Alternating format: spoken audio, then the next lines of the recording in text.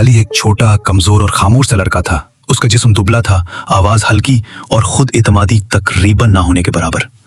ہر روز school میں کچھ لڑکے اسے تنگ کرتے، کبھی اس کا لنچ چھین لیتے، کبھی اسے دھکا دے کر ہنستے.